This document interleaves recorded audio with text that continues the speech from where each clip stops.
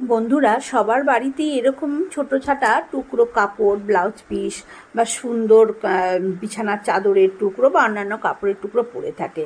আজকে আমি সেরমই একটা ছোট্ট টুকরো দিয়ে খুব সুন্দর একটা অর্গানাইজ তৈরি করছি।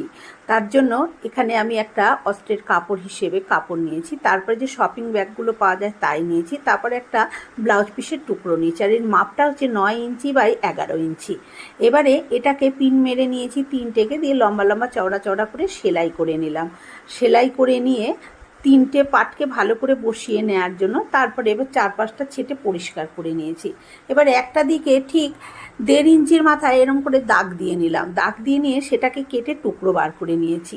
এবার এই যে দিকটা 9 ইঞ্চি, সেই 9 ইঞ্চির মাপে আমি একটা চেন কেটে নিয়ে সোজা পাটে চেনটা উল্টো করে রেখে সেলাই করে দিয়ে আবার উপর দিয়ে টপ স্টিচ করে দিলাম।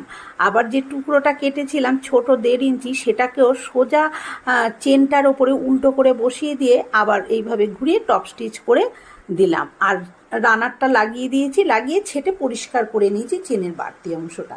তারপরে যেখানটা চেনটা লাগালাম ঠিক ওপরের অংশ থেকে এরম একটা কাপড়ের টুকরো আমি এগুলো লাগিয়ে দিয়েছি। এটা হচ্ছে 5 ইঞ্চি বাই 9 ইঞ্চি কাপড়ের টুকরোটা দিয়ে এইভাবে লাগিয়ে চারপাশটাই এইভাবে কিন্তু আমি সেলাই করে দিলাম, যাতে এখানে একটা সুন্দর পকেট তৈরি হয়ে গেল।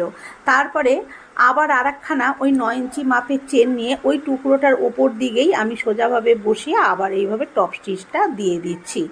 দিয়ে তারপরে এদিকটাও সেলাই করে নিয়েছি, নিয়ে রানারটা আমি এইভাবে লাগিয়ে দিলাম, দিয়ে এবার সোজা করে নিচ্ছি। সোজা করে নেওয়ার পরে যে দুটো দিক রয়েছে সেই দুটো পাশও আমি এইভাবে সেলাই করে নেব। তারপরে দুটো পাশই আমি একটু কাপড়ের টুকরো দিয়ে এভাবে পট্টি লাগিয়ে দেবো। আমি কাপড়ের টুকরো লাগাচ্ছি, আপনাদের কাছে যদি শপিং ব্যাগের টুকরো থাকে তাই দিয়েও এই পট্টিটা লাগাতে পারেন। এবারে দুদিকটাই খুব ভালো করে পট্টিটা লাগিয়ে দেবো যাতে কোনো রকম না সুতো টুতো খুলে যায়। এবারে আমি সোজা করে দেখাচ্ছি, দেখুন কত সুন্দর কিন্তু একটা পাউচ ব্যাগ তৈরি হয়ে গেল। পুরো ভিডিওটা দেখতে চাইলে চ্যানেলে দেয়া আছে, কিন্তু আপনারা দেখে নিতে পারেন। ভালো লাগলে একটা লাইক দিবেন, শেয়ার করবেন, আর আমার চ্যানেলটি সাবস্ক্রাইব করে আমার পাশে থাকবেন। ধন্যবাদ।